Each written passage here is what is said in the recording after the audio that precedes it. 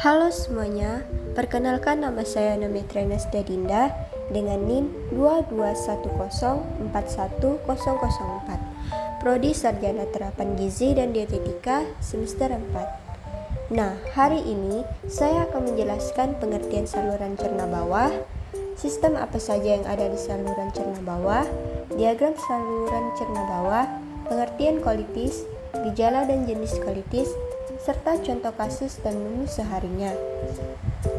Apa itu saluran cerna bawah? Saluran cerna bawah adalah bagian kedua dari sistem pencernaan manusia yang dimulai dari ujung usus halus hingga anus. Nah, gambar di samping merupakan contoh gambar saluran cerna bawah. Di sini ada sistem saluran cerna bawah. Seperti yang dilihat di gambar ini, di sini ada usus besar, usus halus, dan juga anus. Usus halus adalah organ berotot panjang yang terletak di rongga perut. Ini adalah bagian terpanjang dari sistem pencernaan dan bertanggung jawab untuk sebagian besar pencernaan dan penyerapan nutrisi. Usus halus rata-rata panjangnya sekitar 20 kaki atau bisa dikatakan dengan 6 meter, tetapi bisa berkisar antara 16 hingga 23 kaki atau 5 hingga 7 meter. Usus besar adalah organ pencernaan yang berfungsi untuk penyerapan air dan elektrolit dari sisa makanan yang tidak dapat tercerna oleh tubuh. Usus besar juga berperan dalam membentuk dan mengeluarkan feses atau kotoran. Di dalam usus besar terdapat bakteri yang membantu dalam proses pencernaan. Anus adalah lubang di mana saluran pencernaan berakhir. Fungsi anus dalam sistem pencernaan sangat penting karena ini menjadi jalan keluar feses dari tubuh.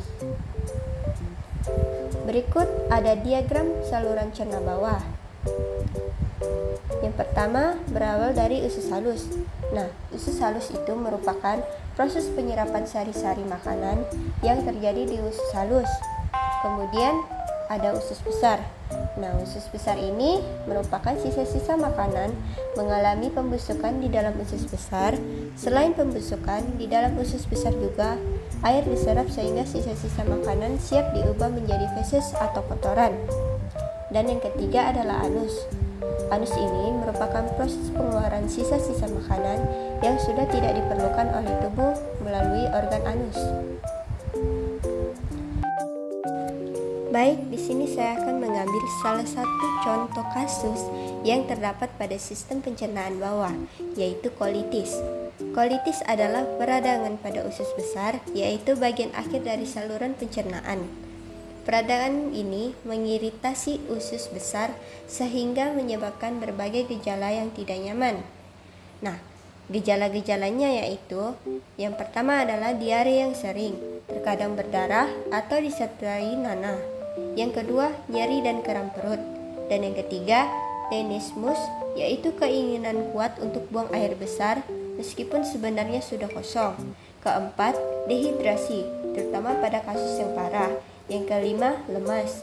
Keenam, kehilangan nafsu makan. Dan yang ketujuh adalah penurunan berat badan pada kasus kronis. Jenis-jenis kolitis. Yang pertama ada kolitis ulceratif. Nah, kolitis ulceratif ini merupakan penyakit autoimun yang dimana sistem kekebalan tubuh menyerang usus besar. Nah, jadi masalah autoimun ini bisa menyebabkan kolitis ulceratif. Kedua ada kolitis mikroskopis.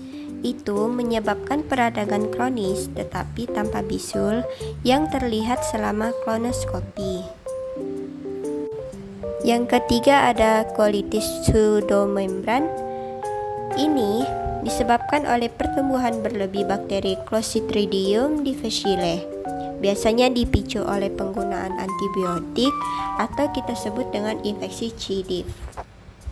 Yang keempat ada kolitis iskemik. Kolitis iskemik ini terjadi ketika aliran darah ke usus besar berkurang. Dan yang kelima ada kolitis alergi. Jenis langka yang dipicu oleh alergi protein, biasanya terhadap ASI atau susu sapi pada bayi. Nah, jadi kolitis alergi ini bisa dikatakan dengan alergi pada makanan. Nah, berikut ini ada contoh kasus saluran cerna bawah kolitis. Seorang laki-laki berusia 49 tahun dengan berat badan 60 kg, tinggi badan 165 cm. Pada tanggal 2 Maret 2024, pasien datang ke rumah sakit dengan keluhan BAB sakit disertai darah, perut melilit sejak 6 hari terakhir, BAB pagi hari lembek, BAB sekitar jam 11 berlendir, serta selalu merasa sakit sebelum dan sesudah BAB. Dokter mendiagnosa pasien menderita penyakit kolitis dan dimasukkan ke ruang perawatan melati kelas 2. 10 bulan yang lalu, pasien pernah dirawat di rumah sakit selama 10 hari karena menderita kolitis. Namun tidak ada anggota keluarga yang mengalami penyakit yang sama dengan pasien. Sebelum masuk rumah sakit, pasien adalah seorang tenaga cleaning service di sebuah perusahaan besar yang bekerja mulai pukul 6.30 sampai 15.30 WIB. Pasien merasa lelah setelah bekerja dan jarang olahraga di pagi hari. Berikut di sini ada hasil pemeriksaan klinis dan pemeriksaan biokimianya. Kemudian pasien makan hanya 3 kali per hari. Kebiasaan makan pasien di rumah adalah makanan pokok, nasi 3 kali per hari, lauk hewani ikan lele 3 kali seminggu, telur ayam 6 kali seminggu, ayam 2 kali seminggu, lauk nabati tempe setiap hari, jarang mengkonsumsi sayur dan buah, hanya makan sayur lalapan, minum air putih lebih dari 8 gelas per hari, teh manis 1 kali per hari, kopi 2 kali per hari.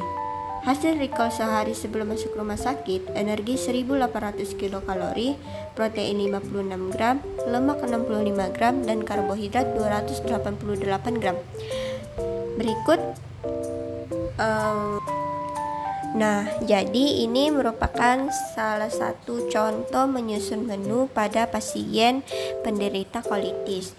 Di waktu jam makan 7 pagi, itu kita bisa berikan nasi tim, telur ceplok air, tahu kukus, dan juga jus buah. Dan untuk selingan paginya pukul 10 itu roti kukus mangga. Dan untuk makan siangnya itu nasi tim serta suwir ikan halus juga bisa. Untuk selingan sorenya bisa diberikan roti kukus keju dan juga jus sayur.